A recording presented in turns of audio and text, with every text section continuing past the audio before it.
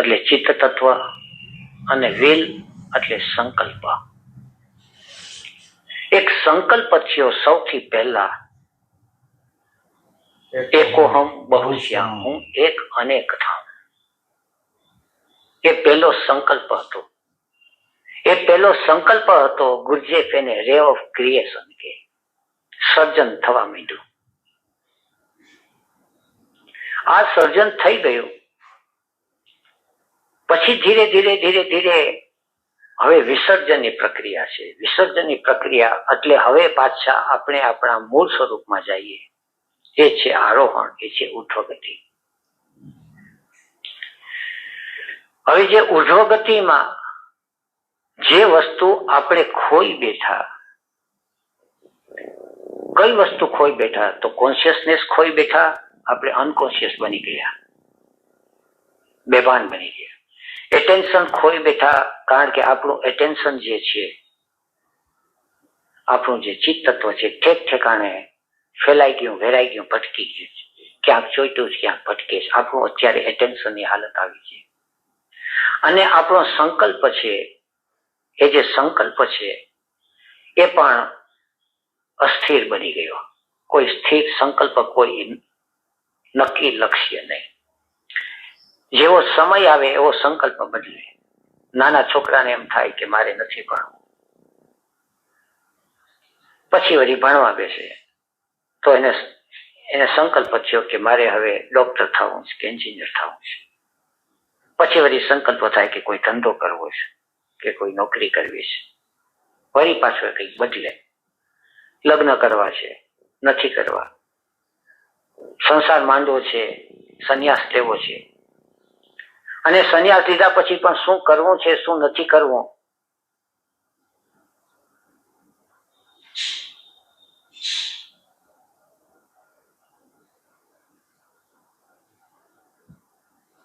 એટલે અત્યારે આપણા અંદર ભીતરમાં જોશું તો કોઈ પ્રકારનો સંકલ્પ નથી, કોઈ પ્રકારનો.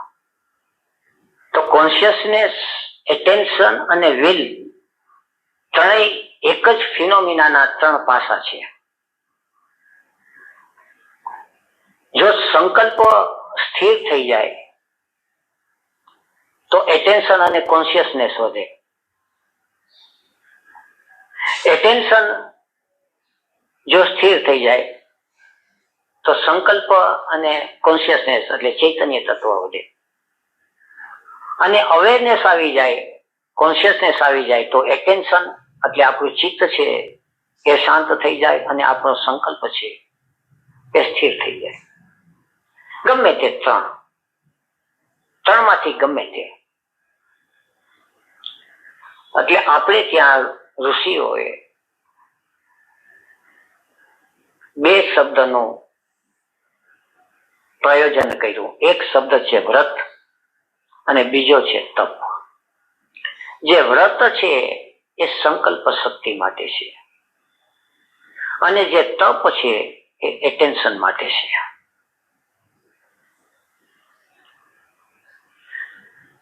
ત્યારે અહિંસા, સત્ય, અસ્થેય, બ્રહ્મચર્ય અને અપરિગ્રહ એ છે મહાવ્રત.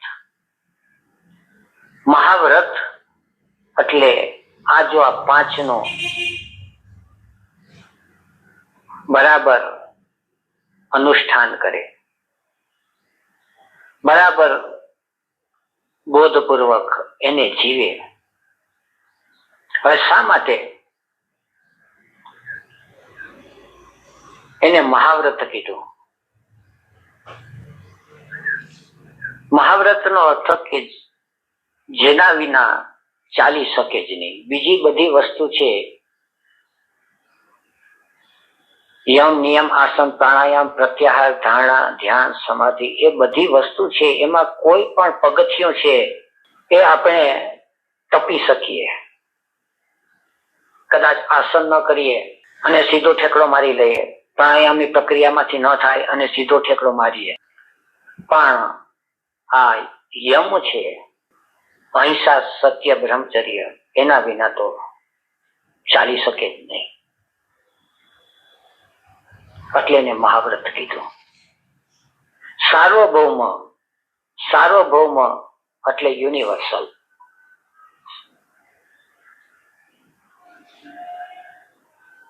શું કીધું હમણાં પહેલેથી અત્યારે કોન્શિયસનેસ, અટેન્શન અને વિલ આ ત્રણ વસ્તુ છે જેનામાં વ્રત છે એ વિલ માટે છે, તપ છે એ અટેન્શન ને ઇમ્પ્રૂવ કરવા માટે. વ્રત એવું છે કે જ્યાં સુધી તમે ન કરો એટલે એને મહાવ્રત કીધા કે એના વગર આગળ બાકીનું બધામાં તમે ઠેકડા મારી શકો, આસન પ્રાણાયામને છોડીને આગળ જઈ શકો, પણ આ એવું છે કે આના વગર હાલે એમ જ નથી, એટલે એને મહાવ્રત કીધા. સત્ય અહિંસા બ્રહ્મચર્ય. સત્યનું પાલન ન કરી તો વૃત્તિનો વિસ્તાર વધતો જાય. અસત્ય હોય તો વૃત્તિનો વિસ્તાર થાય, હિંસા હોય તો વૃત્તિનો વિસ્તાર હોય, પરિગ્રહ હોય તો વૃત્તિનો, અને બીજું કોણ છે? બ્રહ્મચર્ય. બ્રહ્મચર્ય ન હોય એટલે વૃત્તિનો વિસ્તાર હોય. એટલે વૃત્તિના વિસ્તાર માટે આ 5 અનિવાર્ય વસ્તુ છે. આ ન હોય તો પછી કઈ કામ થાય નહીં એમ કે છે, એટલે એને મહાવ્રત કહે છે. હા, અપરિગ્રહ બધું આવી ગયું. ભેગું ન કરવું, ભેગું ન કરવું, જરૂરિયાતથી વધારે ભેગું ન કરવું. ઇંગ્લિશમાં હોલ્ડિંગ કહેવાય. હોલ્ડિંગ, હોલ્ડિંગ HOARDING, હોલ્ડિંગ, મેં કરી ના. બરાબર. હોલ્ડિંગ. જાતિ, દેશ, કાલ અને સમય.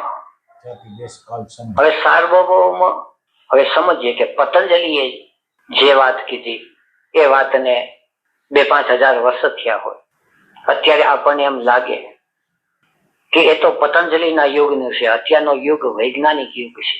અત્યારે શું? તો અત્યારના યુગ પ્રમાણે, અત્યારના યુગની અંદર જે એનલાઇટન માસ્ટર થઈ ગયા ગુરજીએફ, કૃષ્ણમૂર્તિ, તો એ રીતે સમજીએ. ગુરજીએફ કહે છે કે મનુષ્ય શરીર છે અને મનુષ્ય શરીરની અંદર 5 સાયકિક સેન્ટર્સો છે. જ્યાં માણસનું શરીર છે ત્યાં instinct centre, moving centre, sex centre, emotion centre અને થિંકિંગ સેન્ટર એ તો રહેવાના છે. હવે માણસનું શરીર છે, માણસના શરીરની અંદર ઇમોશન સેન્ટર છે, જે ભાવ પ્રદેશ છે, એ મિડલમાં છે. ઉપર છે થિંકિંગ છે અને નીચે છે ઇન્સ્ટિંગ, મૂવિંગ અને સેક્સ. એટલે જે કંઈ થાય છે એનું કેન્દ્ર બિંદુ મનુષ્યને માટે અત્યારે ભાવ છે. અત્યારે આપણને જે કંઈ અનુભવ થશે એ બધો અહીં થશે, દિલમાં. જે કંઈ ઈચ્છાઓ જાગશે એ બધી દિલમાં જાગશે.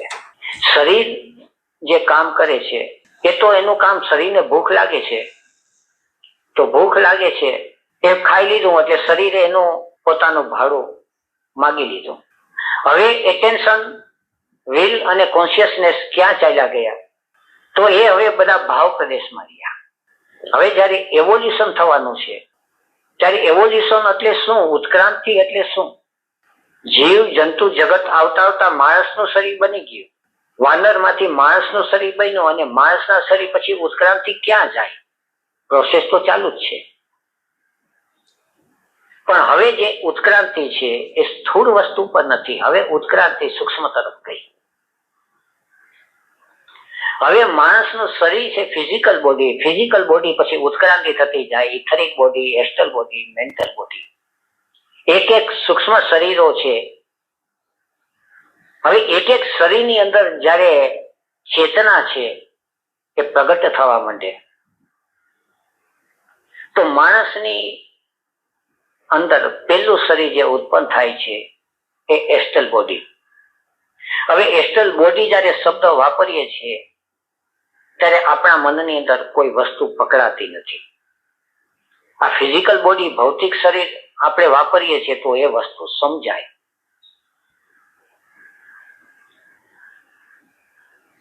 બોડી એટલે, શરીર એટલે, કાયા એટલે કે જેના માધ્યમ દ્વારા આપણે અસ્તિત્વની સાથે વ્યવહાર કરી શકીએ એનું નામ કાયા, એનું નામ બોડી. આપણે સ્થૂળ શરીર દ્વારા આ અસ્તિત્વને માણી શકીએ છીએ. આંખ દ્વારા રૂપને માણું છું, કાન દ્વારા સંગીતને માણું છું, સ્પર્શ દ્વારા હું વાયુ તત્વને ઠંડી ગરમી મૃદુ સ્પર્શ આકરો સ્પર્શ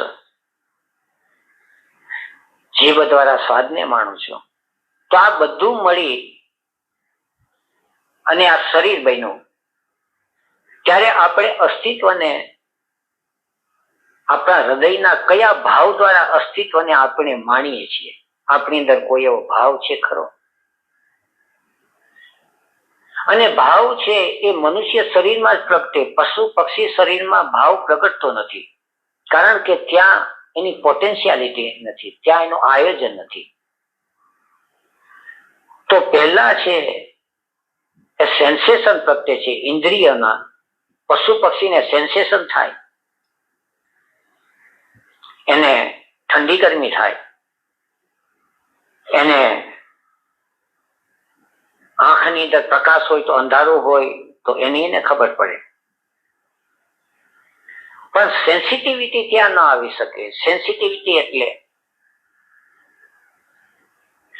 આ વસ્તુ સુંદર છે અને આ વસ્તુ કદરૂપ છે એનો બોધ. કારણ કે સેન્સિટિવિટી આવે છે એ અવેરનેસ આવ્યા પછી, બોધ આવ્યા પછી.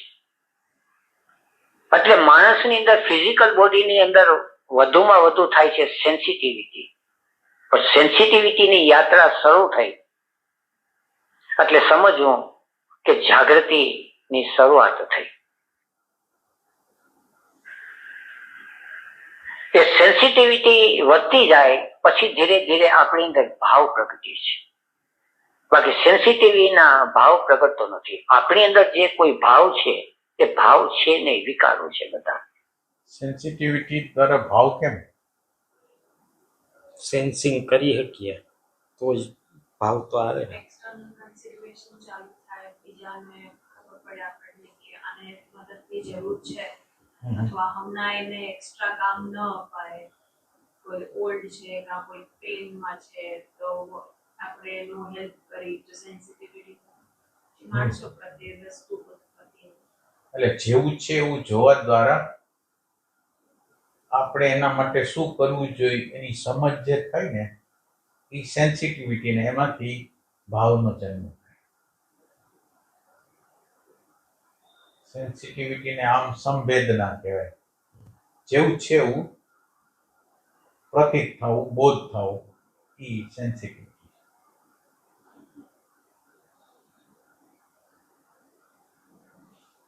અને એ સેન્સિટિવિટી દાખલ થઈ એટલે આપણને એમ ખ્યાલ આવ્યો ને કે આને અત્યારે આ મદદની જરૂર છે, આને આ મદદની જરૂર છે. એટલે એ આપણી અંદર ભાવ.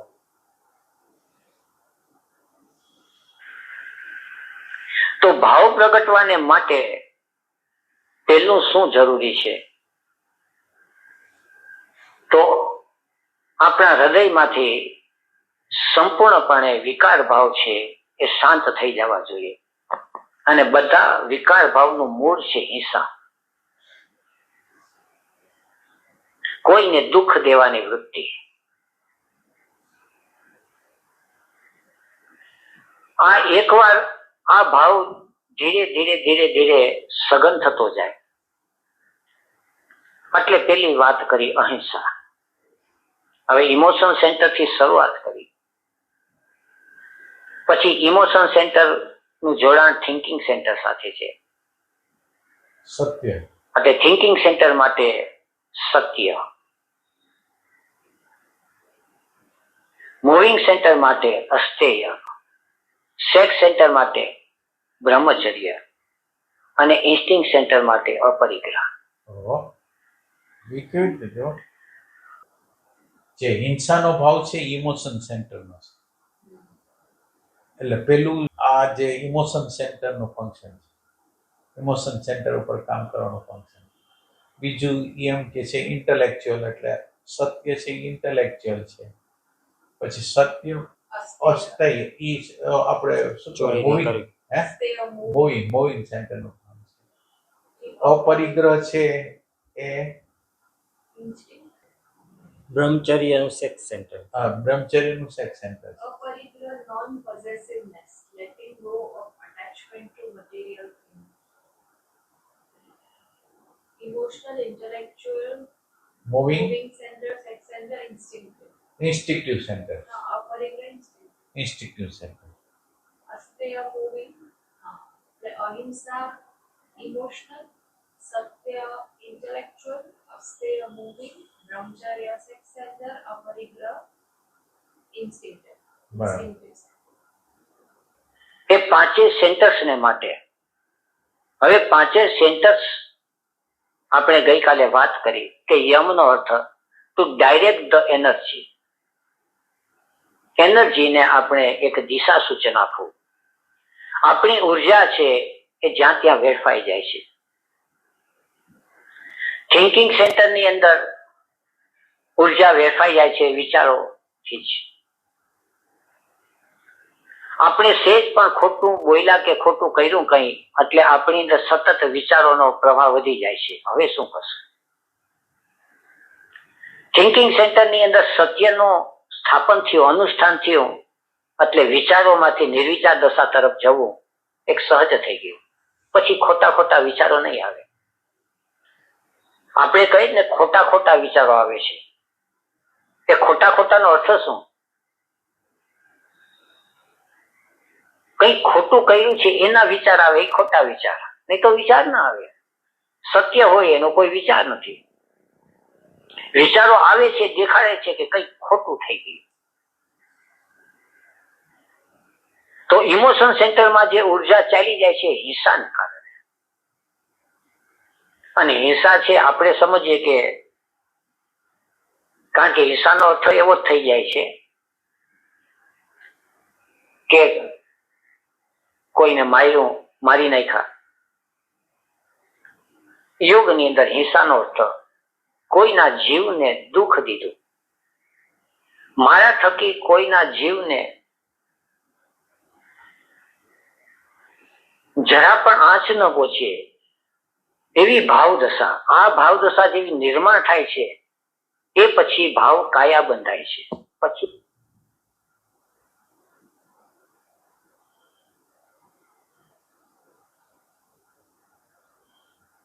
બધા ભાવ પ્રગટે છે. અત્યારે ઓશો છે એ પહેલી વાત કરે કે લવ. ઈસુ છે પહેલી વાત કરે કે પ્રેમ. પ્રેમ અને અહિંસા એક સિક્કાની બે બાજુ છે. એક કહેવાની પોઝિટિવ સાઈડ છે, વિધાયક, અને એક છે નેગેટિવ સાઈડ, અહિંસા. એ કોઈને દુઃખ દેવાની વૃત્તિ ન હોય એટલે સહજ જ રીતે બીજા પ્રત્યે જે ભાવ પ્રગટે છે એ ભાવ છે પ્રેમ. અને જ્યાં સુધી પ્રેમ તત્વનો ઉદય નહીં થાય ત્યાં સુધી સાધના આગળ નહીં વધે. આઈધર લવ ઓર મેડિટેશન. જો પ્રેમ તત્વ ન હોય તો મેડિટેશન એટલે અવેરનેસ. અવેરનેસ આવશે તો એની સાથે એટેન્શન અને વિલ છે એ પ્રગટ થશે. એની સાથે કારણ કે અવેરનેસ ને લેવાને માટે આપણી અંદર ઉર્જા જે જોશે એ ઉર્જા ક્યાંથી કાઢશે? તો પહેલી વાર ખ્યાલ આવશે કે આપણી ઉર્જા છે એ ઘર સંસારમાં ખલાસ થઈ જાય છે. પત્ની સાથે ઝઘડામાં વહી જાય છે, પતિ સાથે બોલચાલમાં વહી જાય છે, ઘરના કામકાજમાં વહી જાય છે. અને આ બાજુ જાગૃત થતો જશે ત્યારે એને ઉર્જાની કમી લાગશે. પછી એને ખ્યાલ આવશે કે સૌથી વધુ ઉર્જા ચાલી જાય છે ઇમોશન સેન્ટરમાંથી.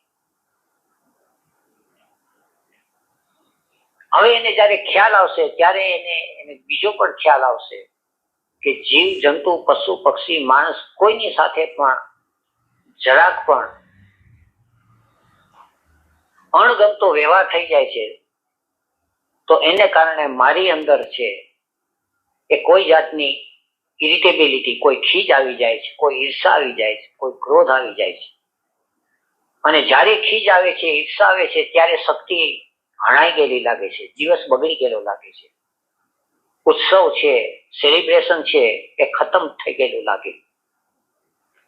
એટલે અવેરનેસના માધ્યમ દ્વારા ધીરે ધીરે ધીરે એની અંદરથી નેગેટિવ ઇમોશન્સ નીકળતી જાય બધી.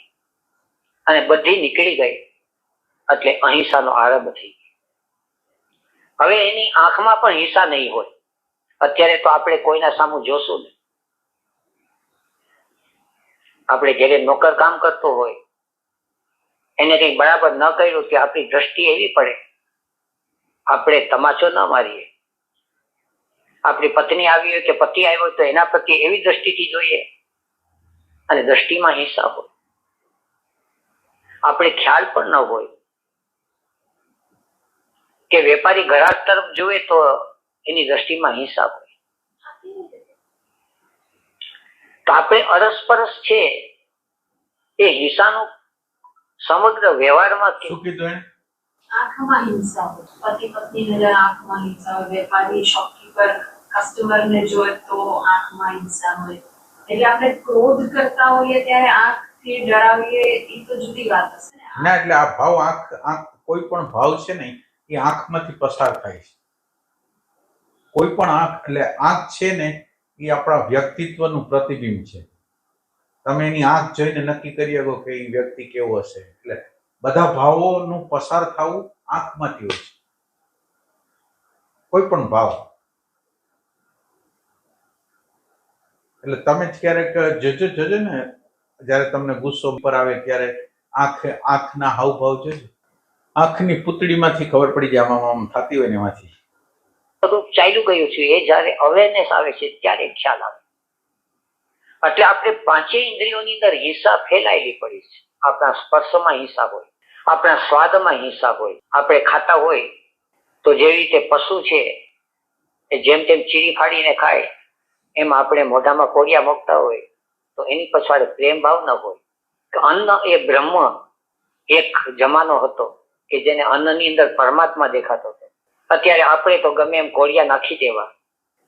તો આ જે આપણને ખ્યાલ નથી કે આ બધું હિંસા છે. તો જમતા વખતે એક પ્રેમ હોય, જોતા વખતે એક પ્રેમ હોય, સાંભળતા વખતે એક પ્રેમ હોય, બોલતા હોય તો પ્રેમ હોય. તો આ છે એ ઓશોનો સંદેશ છે.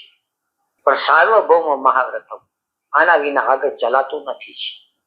તો જાતિ, કોઈ પણ જાતિ હોય, મનુષ્ય હોય, સ્ત્રી હોય, દેશ પશ્ચિમમાં હોય, પૂર્વમાં હોય, England, America, Germany, France, Australia, ગમે ત્યાં, કે ભારત હોય, આદિવાસી હોય કે કહેવાતા સુસંસ્કૃત માણસ હોય, પણ ફિઝિકલ બોડીની સાથે એસ્ટલ બોડી, એટલે ભાવ જ્યાં સુધી ન જન્મ પામે ત્યાં સુધી આગળ યાત્રા નથી થતી.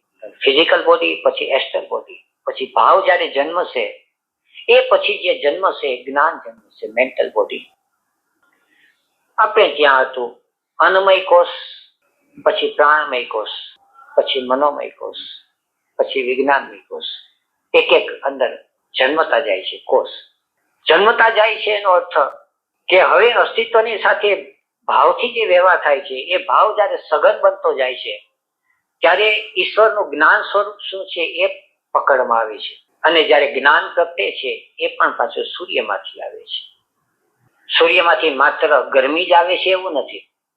સૂર્યના કિરણમાં 7 રંગ બહાર છે એટલું જ નથી, 7 સ્તર પણ છે, એક એક ગહેરાઈમાં. અને આખરી ગહેરાઈ છે એ છે અવેરનેસ, કોન્શિયસનેસ. એટલે આપણી અંદર રહેલું જે ચૈતન્ય તત્વ છે, અવેરનેસ છે. અવેરનેસ નું તત્વ આનું કીધું, કોનું કીધું? સૂર્ય. એમ કેમ કીધું? સૂર્યમાંથી જ બધું આવે છે. એટલે આપણે જ્યાં લગીને પૃથ્વીના માણસ રહી ને ત્યાં લગીને આપણને સાક્ષાત્કાર ન થાય. આપણે સૂર્યગ્રહ સાથે જોડાઈ જાય ને, સૂર્યગ્રહ સાથે આપણું કનેક્શન થઈ જાય ને તો જ આપણી અંદર આત્મજ્ઞાન થાય. એટલે આપણું બોડી અહીંયા હોય પણ આપણું કનેક્શન છે સૂર્ય સાથે. તો સૂર્ય છે એ આત્માનો બોધ કરવા માટેનું છે. એમાંથી અવેરનેસનું તત્વ અત્યારે પૃથ્વીની અંદર અવતરણ પામી રહ્યું છે. અત્યારે ઈ સેન્સ કે છે એ પણ અવેરનેસ અને ત્યાં રહેલું ચૈતન્ય તત્વ એ બે એક રસ થઈ જાય છે. ગુડ સન એબ્સોલ્યુટ કે સિનેપ્સ. આપણે એને એનલાઇટનમેન્ટ કહીએ છીએ. પણ અંદર રહેલું તત્વ છે એ તત્વના પાયાની અંદર અહિંસા, સત્ય, બ્રહ્મચર્ય. હવે દરેક સેન્ટરની અંદર ઉર્જા ચાલી જાય છે. આપણે જે વાત કરી કે થિંકિંગમાં, વિચારમાં ચાલી જાય છે, ઇમોશનમાં ચાલી જાય છે, મૂવિંગ સેન્ટરમાં ચાલી જાય છે સ્ટેયને કારણે, અને ઇન્સ્ટિંક્ટમાં ચાલી જાય છે પરિગ્રહને કારણે. પરિગ્રહ એટલે ઇન્સ્ટિંક્ટ સેન્ટરને કેટલું ખાવાનું જોઈએ અને મૂવિંગ સેન્ટરને આરામ માટે કેટલી જગા જોઈએ. પણ કહે છે કે 3.5 હાથ ધરતી ઘણી થઈ પડે, ગમે ત્યાં શરીર પડ્યું રહેવું જોઈએ, પણ નહીં તો મોટા બંગલા છે ઓછા પડે, અને મુઠ્ઠીભર ભોજન જોઈએ, અને નહીં તો બેંક બેલેન્સ વધારતા જ જઈએ એ પણ ઓછું પડે. પણ જ્યાં સુધી ઉર્જા છે એ પરિગ્રહમાં ચાલી જાય તો એટેન્શન ક્યાં ચાલ્યું ગયું, વિલ એને માટે કામ કર્યું એટલે અવેરનેસ આવી નહીં, કારણ કે એટેન્શન પૈસામાં ગયું. હવે એટેન્શન ચાલ્યું જવું અને એટેન્શનને પે કરવું. એટેન્શન ચાલ્યું જાય છે એ પ્રકૃતિનું દીધેલું એટેન્શન છે, મિકેનિકલ. એક સુંદર સ્ત્રી નીકળી, સુંદર પુરુષ નીકળે, સુંદર દળદાગીના હોય અને જીવ ખેંચાઈ જાય. પણ જીવ ખેંચાઈ જાય છે એનો અર્થ આપણો જીવ ખેંચાણો છે એ તો ભાન આવે ત્યારે ખબર પડે. એટલે એ વખતે જયારે એટેન્શન પે કરીએ છીએ ત્યારે કોન્શિયસનેસ અને વિલ છે એ બે સાથે સાથે. તો આપણે કેટલી વાર સુધી ઝાડને જોઈ શકીએ છીએ, પણ આપણે જોશું તો એટેન્શન પે થોડીક વાર થશે, ધીરે ધીરે ધીરે સંકલ્પ શક્તિ ઓછી છે, વિલ પાવર ઓછો છે, અને અવેરનેસ ઓછી છે, કોન્શિયસનેસ ઓછી છે. એ આપણને ત્યારે ભાન આવે છે કે આપણે ધંધો તો કરવો છે પણ ધંધાની અંદર આપણી પાસે મૂડી નથી. તો મૂડીની શરૂઆત કઈ રીતે કરવી? પછી એને ખ્યાલ આવશે કે આપણે મૂડી છે એ છે તો ખરી, પણ ઘણી બધી મૂડી છે એ આડે માર્ગે ચાલી જાય છે. અને આડે માર્ગે ચાલી જાય છે એનો અર્થ કે દરેક સેન્ટર્સ માંથી મૂડી ચાલી જાય છે. થિંકિંગ માંથી વિચારના દ્વારા, ઇમોશન્સ માંથી વિકારો દ્વારા, મૂવિંગ માંથી અનનેસેસરી મૂવમેન્ટ દ્વારા, વિના કારણ આપણે દોડાદોડી કરીએ કે વિના કારણ મસલ્સના ટેન્શન, જે વસ્તુની જરૂર છે કે નહીં, અથવા બીજી રીતે કહીએ કે આપણા ખ્યાલ બહાર જેટલી મૂવમેન્ટ છે એ વિના કારણ થઈ, અને બોધપૂર્વક જેટલી મૂવમેન્ટ કરી એટલું વિલ, એટલો સંકલ્પ અને એટલી અવેરનેસ વધી. આ હાથ છે એમને ચાલી ગયો અને હાથ અમે બોધપૂર્વક ચલાવ્યો. હાથ એમને ચાલી જાય છે, પગ એમને ચાલી જાય છે, આપણે ચલાવતા નથી, શરીર છે એની મેળે ચલાવી દે છે. એટલે મૂવિંગ સેન્ટરનું જે ફંક્શન છે, જેમ કે જમવા બેઠા છે અને કોળિયા મોઢામાં મૂક્યા છે તો આપણે નથી ખાતા, શરીર એની મેળે ખાઈ લે છે. જેમ કે રાતના સુઈ ગયા છે અને પડખા ફરીએ છીએ તો આપણે વ્યવહારમાં એમ કહીએ છીએ કે હા ને પડખું ફર્યું, ગોદડું ઓઢી લીધું, ગોદડું ફેંકી દીધું, પણ શરીર કરે છે, આપણે તો બેભાન છે. અને એ બેભાન અવસ્થા અત્યારે પણ ચાલુ છે. એ બેભાનમાંથી ભાનમાં આવવું, આનું નામ તો જાગૃતિ, આનું નામ તો અવેરનેસ, આનું નામ તો વિધિ. એટલે જેવું આપણે ભાનમાં આવીએ છીએ એટલે મૂવિંગ સેન્ટરમાંથી જતી ઉર્જા છે એ ઓટોમેટિક વ્યય થતો અટકી જાય છે, અને એ ઉર્જા છે એ ધીરે ધીરે ભેગી થાય છે.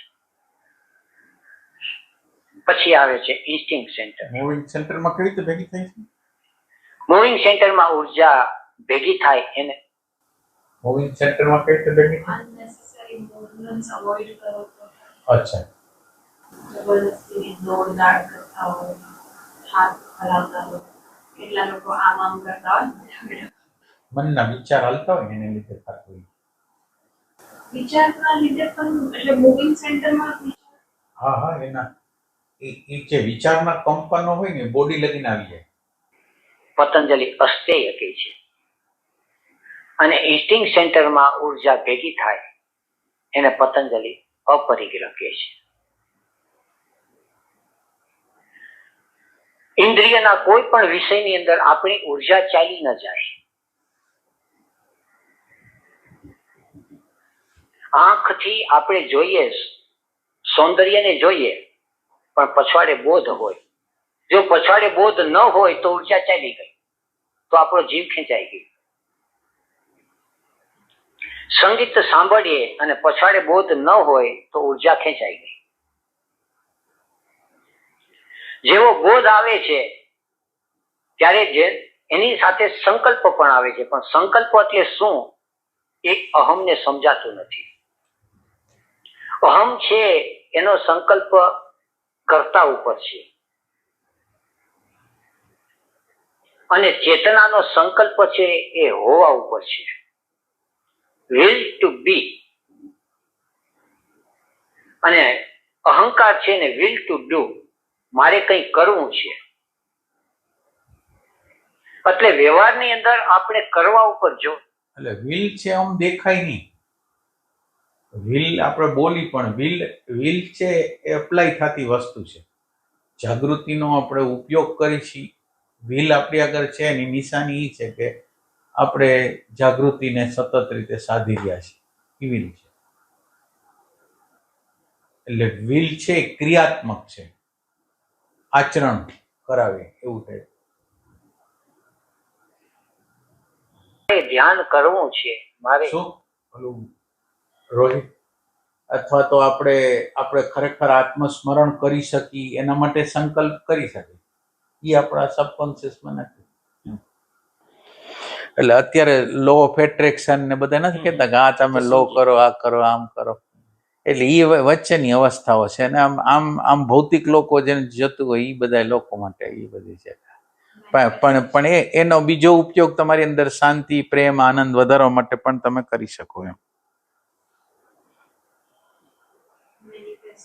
ભક્તિ કરવી છે, કંઈક ને કંઈક ની પછવાડે જ્યાં કરવાનું જોડાય તો જ આપણે વસ્તુ સમજાય.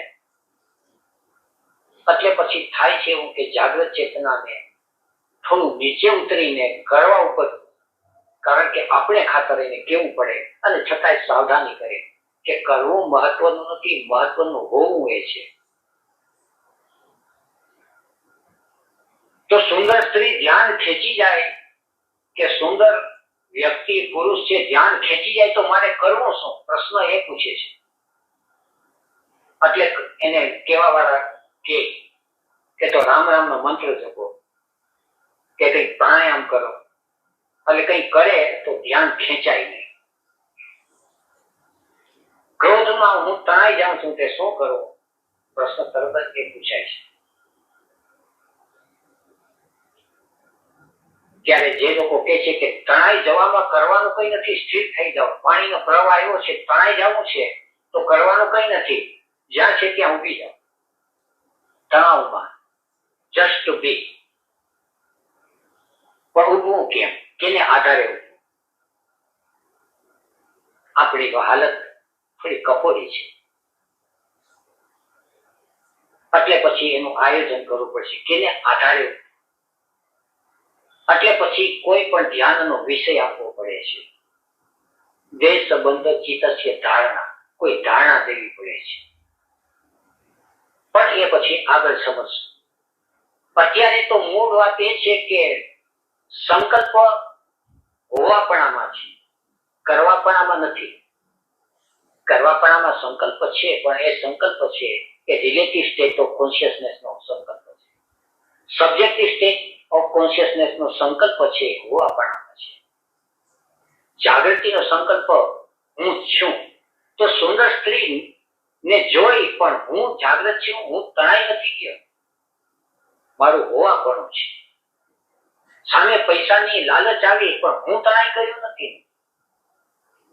ગાડી મોટર બંગલાને જોયા પણ હું તણાઈ ગયો નથી. આપણી ભાષામાં કહે તો જીવ તો ચોટેલો નથી, અપરિગ્રહ ઉપર બોલે છે અત્યારે. તણાઈ જશે એટલે બધી નેગેટિવ ઇમોશન્સ આવશે, બધા વિકારો આવશે, કારણ કે તણાઈ ગયા પછી તો શું?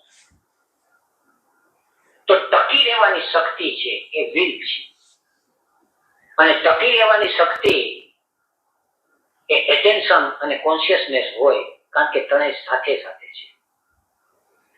તો જાતિ, દેશ, કાલ અને સમય. સમય એટલે ઓપોર્ચ્યુનિટી, અવસર, અને સમય હર ક્ષણે.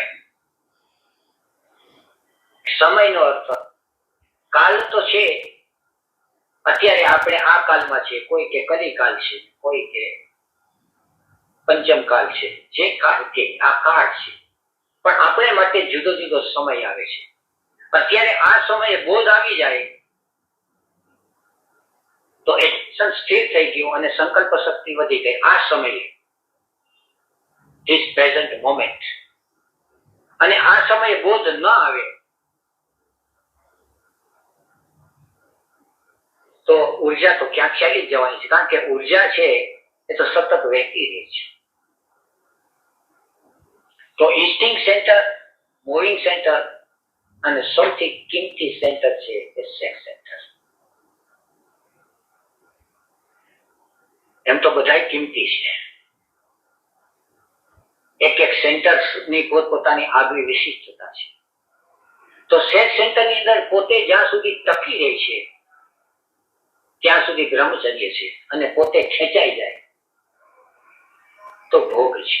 ભોગ અને યોગમાં જાજો ફેર નથી.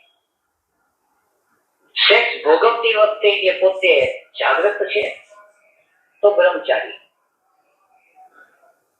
અને સેક્સ વખતે એ પોતે બેહોશ થઈ ગયો, ભાન ભૂલી ગયો તો ભોગી.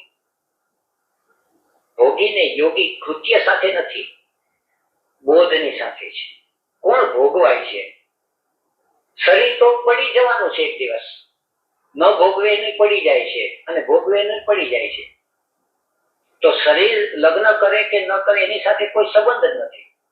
શરીરની અંદર રહેલી ચેતના છે એ કેટલી જાગૃત થઈ અને કેટલી બેહોશ રહી. બેહોશ છે ત્યાં સુધી ભોગવાઈ જાય છે, અને ભોગવાઈ જાય છે એટલે ઉર્જા ચાલી જાય છે. સામાન્ય રીતે સંસારની અંદર માણસોને અનુભવ એવો થાય છે કે જ્યારે સેક્સ ની અંદર ઉતરે ત્યારે ભોગવાઈ ગયા એવો એને અનુભવ થાય, ઉર્જા ચાલી ગઈ. અને જે લોકો જાગ્યા છે એને ઉર્જા ચાલી ગયેલી નહીં લાગે, એને ઉર્જા વધતી લાગશે. જ્યારે સેક્સ ની અંદર ઉર્જા વધતી લાગે ત્યારે સમજવું કે હવે બ્રહ્મચર્યને રસ્તે છે. પણ ઉર્જા ચાલી ગયેલી લાગે છે એનું કારણ, મૂળ કારણ છે બેહોશી. એટલે કાં અવેરનેસ આવે, કાં એટેન્શન આવે, અને કાં વિલ આવે.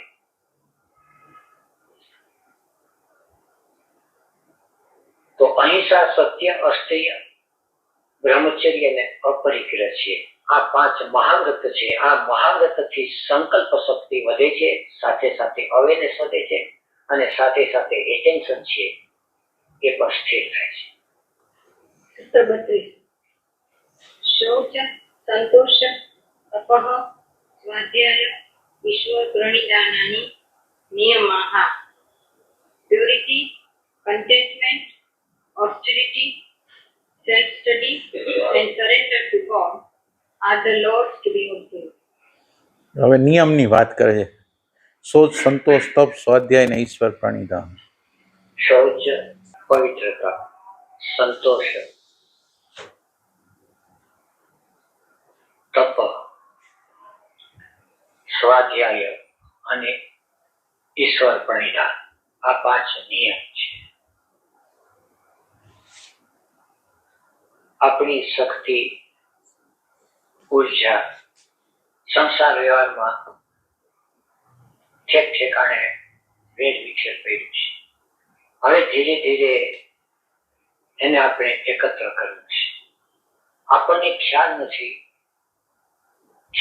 એનો અર્થ જ અવિદ્યા, કે આપણી કેટલી બધી ઉર્જા છે એ વેર વિખેર થયેલી પડી છે.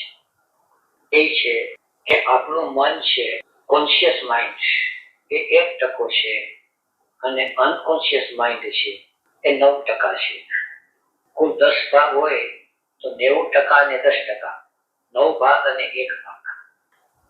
હવે એક ભાગ જેને આપણે કોન્શિયસ માઇન્ડ કહીએ છીએ એના થકી આપણો વ્યવહાર ચાલે છે અને વ્યવહારમાં પણ આપણું ચિત્ત ક્યાંક ક્યાંક સ્થિર થાય છે, ક્યાંક ક્યાંક ભટકે છે. દુકાને આપણે બેસીએ, હિસાબ કિતાબ કરીએ ત્યારે થોડી વાર સ્થિર થઈ જાય, રસોઈ પાણી કરીએ ત્યારે થોડી વાર સ્થિર થઈ જાય. પણ આ બધું જે સ્થિર થાય છે એ સ્થિર થાય છે એ કોન્શિયસ માઇન્ડ નો ભાગ છે. એટલા બાકી જે અચેતન મનની અંદર છે એ અચેતન મનની અંદર આપણું એટેન્શન છે એ જ્યાં ત્યાં વેર વિખેર ગયું છે. આપણે રસોઈ કરતા હોઈએ તો ધ્યાન રસોઈમાં હોય, પણ અંદરથી આપણું ઇમોશન સેન્ટર છે એમાંથી ઉર્જા ચાલી જતી હોય, થિંકિંગ સેન્ટરમાંથી ઉર્જા ચાલી જતી હોય, ક્યાંક વિચાર કરતા હોય જતી હોય, અંદર વિઝ્યુલાઇઝેશન થતું હોય, સામે થોડીક વાર આપણે આંખ જોતા હોય, ચા પાણી કરતા હોય તો દૂધ ગરમ છે, ચા ગરમ છે, તો અંદર બધું ચાલતું હોય. એવી રીતે ક્યાંય પણ આપણે જ્યારે પણ કઈ સંસાર વ્યવહારના કાર્ય કરતા હોઈએ ત્યારે થોડો ભાગ જાગ્રત હોય, બાકીનો બધો ભાગ છે એ વેર વિખેર થયેલો. હવે આ બધો જે વેર વિખેર થયેલી ઉર્જા છે એને ધીરે ધીરે ધીરે એકત્ર કરવી, અને એકત્ર જયારે ઉર્જાને કરીએ છીએ એવોલ્યુશન થાય છે, ઉત્ક્રાંતિ થાય છે. અને ઉર્જા જ્યારે એની મેળે ક્યારેક ક્યારેક એકત્ર થઈ જાય ત્યારે ઇન્વોલ્યુશન થાય છે, ત્યારે પ્રકૃતિ છે એની રમત કરે છે. આ બંનેની રમત છે અંદર ચૈતન્ય અને ચિત્તનો આ વિલાસ. To pay attention and to seduce attention આ ચાલ્યા કરે છે. હવે યોગ દર્શન છે આખું, એ યોગ દર્શન છે એની અંદર એટેન્શન પે કરતું જવું, એટેન્શન પે કરતું જવું.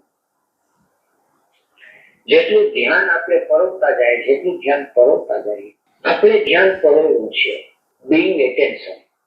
એટલે પ્રકૃતિનો એક નિયમ છે, જેવી રીતે ધરતીની અંદર આપણે દાણો વાવીએ તો પ્રકૃતિનો નિયમ છે કે જેટલું વાવીએ એનાથી અનેક ગણું આપી દે. આપણે વાવવું જોઈએ, વાવીએ નહીં તો પ્રકૃતિ કઈ નથી. એટલે આપણે ત્યાં કહેવત હતી કે મનુષ્ય યત્ન અને ઈશ્વર કૃપા. હવે અસ્તિત્વની અંદર આપણે કેટલું એટેન્શન પે કરીએ છીએ, કેટલું આપણે ચિત્તને પરોવીએ છીએ, એનાથી અનેક ગણું એ આપણને આપે છે.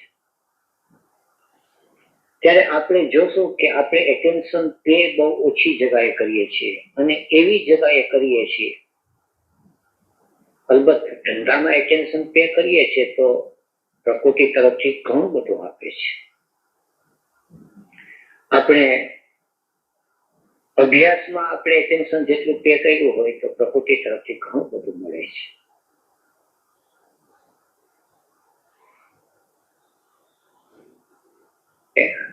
એક નિયમ તો છે જ કે વાવે તો કંઈક પેદા થાય, પણ પાછો એટલો જ નિયમ નથી. ગમે ત્યાં વાવે, ગમે તે રીતે વાવે તો પ્રકૃતિ ના આપે. તો ક્યાં વાવવું, કઈ રીતે વાવવું, તો એ શાસ્ત્ર છે યોગ દર્શન આપણને શીખવાડે. તો શરૂઆત એને કરી યમથી પાયો કે જો ઉત્ક્રાંતિ અને અસ્તિત્વની અંદર કુદરતમાં ઉત્ક્રાંતિનો ક્રમ ચાલે જ છે, અને ઉત્ક્રાંતિનો જ્યારે ક્રમ આવે છે ત્યારે એની અંદર પણ અમુક અમુક સમય આવે છે, અવસર આવે છે ઉત્ક્રાંતિમાં પણ. જેવી રીતે આપણે સવારના વાત કરી કે લાખો કરોડો વર્ષો સુધી સૂર્યનો પ્રકાશ છે વનસ્પતિમાં બંધાયેલો પડ્યો હતો. મનુષ્ય પ્રગટ થયો અને એને અગ્નિની શોધ કરી. મનુષ્ય પ્રગટ થાય પછી તો સહજ રીતે વનસ્પતિ સૃષ્ટિમાંથી અગ્નિ છે એ છૂટો પડવા માંડ્યો.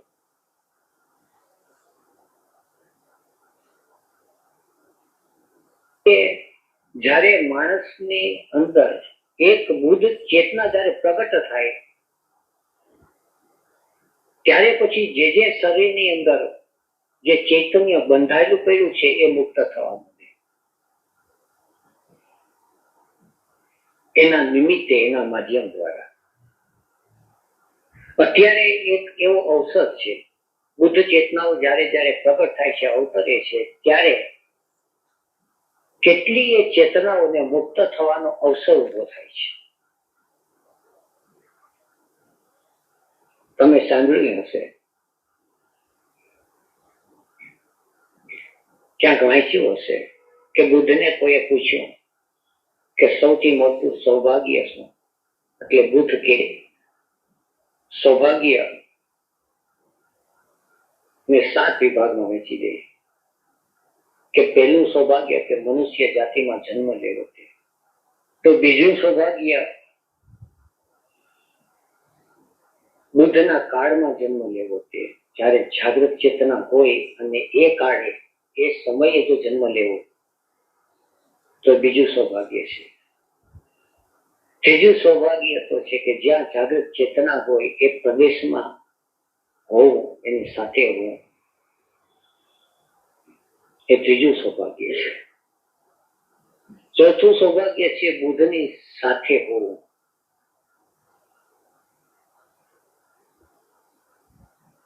પાંચમું સૌભાગ્ય છે બુદ્ધનો શિષ્ય બનવું, એના માર્ગદર્શન નીચે અમે જાગૃત ચેતનાના હવે માર્ગદર્શન નીચે એની યાત્રા ચાલુ છે. છઠ્ઠું સૌભાગ્ય છે એ બુદ્ધનો ભક્ત થઈ જવું. ભક્ત અને શિષ્ય વચ્ચે આટલો ભેદ છે કે શિષ્યને હજી ધંધા પાણી હોય, બીજું બધું હોય, ભક્તને પછી એક જ સુરતા લાગી ગઈ. મીરા ને કૃષ્ણ હોય, રામકૃષ્ણ ને કાલી હોય, એ ભક્તિ. પછી ભક્તિનું માધ્યમ કોઈ પણ હોય, આરાધ્ય. અને સૌથી પરમ સૌભાગ્ય છે એ સ્વયં બુદ્ધ થઈ જવું, પોતે જાગી જવું. આ મનુષ્યનું સૌભાગ્ય. એટલે અત્યારે આપણે ઘણા બધા સૌભાગ્યમાં અધોચારિત આવી ગયા છે. મનુષ્ય જન્મ મળ્યો છે તો સૌભાગ્ય છે, છૂટવાનો અવસર છે, જાગવાનો અવસર છે. એ કાળમાં કોઈ જન્મ થયો છે, એ દેશમાં કોઈ જન્મ થયો છે. શેના વિશે વાત હાલે છે અત્યારે? સૌભાગ્ય. ના, ઓમ પોઈન્ટ કયો છે, જે પોઈન્ટ ઉપર હાલે છે વાત? દેશકાળની જે નિયમ, નિયમ એમાં સોચ ઉપર હાલે છે અત્યારે. પેલું હશે એટલે નિયમ ઉપર હાલે છે અત્યારે, નિયમની વાત કરે એટલે ભૂલી ન જાય એના માટે. Consciousness are absolute. હે? લઈને અહીંયા આવ્યા. હજી એની પૂર્વ ભૂમિકા લાગે છે આગળ. આ જે બુદ્ધ કહેતા છે એ આ ગૌતમ બુદ્ધની વાત હોય કે actual જે કોઈ પણ બુદ્ધ. ના, બુદ્ધ ભગવાનની જ વાત કરે છે. આ બુદ્ધ ભગવાનની વાત કરે. ઈ એમ કે છે ભાઈ કે બુદ્ધના સમયમાં હો તો બુદ્ધ પુરુષો તો દરેક સમયમાં. ના, એટલે બુદ્ધ ભગવાને વ્યાખ્યા આપી આ બધી. બુદ્ધ ભગવાને જે ઓલો શું કહેવાય, શું કીધું, સૌભાગ્યની જે વ્યાખ્યા આપી ને એમાં આમ ધારો કે એક સમય હોય, બુદ્ધના સમયમાં હોવું ઈ એક સૌભાગ્ય કીધું. હા. તો બુદ્ધનો સમય કઈ ઈ કેવી રીતે નક્કી થાય? ના, બુદ્ધ એટલે અત્યારે ના એમ નથી, હવે સ્પેશિયલ હોય છે. અત્યારનો કાળ છે સ્પેશિયલ હતો કે જેમાં કૃષ્ણમૂર્તિ, મહર્ષિ રમણ અને અગુરજેબ આ ત્રણેય લોકો પ્રગટ થયા. તો આ વિશેષ સ્વરૂપ છે. બાકી તો પછી પેટા હોય, એમાં જાગૃત લોકો તો હોય જ, તો એ બધાનો સમાવેશ પછી થાય એમાં. એટલે શંકરાચાર્ય મહારાજે 4 વસ્તુ કીધી છે. શંકરાચાર્ય મહારાજે એટલે ત્યારે એવું હતું કે બ્રાહ્મણની અંદર બ્રહ્મત્વ પ્રગટતું, એટલે બ્રાહ્મણનો જન્મ બ્રાહ્મણમાં જન્મ થાવો એ એક સૌભાગ્ય. પછી બીજું સૌભાગ્ય છે સંત પુરુષ અથવા બુદ્ધ પુરુષનું મળવું, એ એક બીજું છે. ત્રીજું એનું જ્ઞાનમાં શ્રદ્ધા થવી અને મોક્ષની ઈચ્છા થવી, એ કંઈક 5 પ્રકારનું છે. મનુષ્યત્વ દુર્લભમ, મનુષ્ય જન્મ દુર્લભ, એમાં બ્રાહ્મણત્વ દુર્લભ, એમાં સંતોનું હોવું દુર્લભ, સંતોની અંદર શ્રદ્ધા થવી દુર્લભ, પછી આપણે શું કહેવાય પ્યાસ જાગવી દુર્લભ, એ ટાઈપનું કંઈક છે. ભૂલાઈ ગયું છે અત્યારે.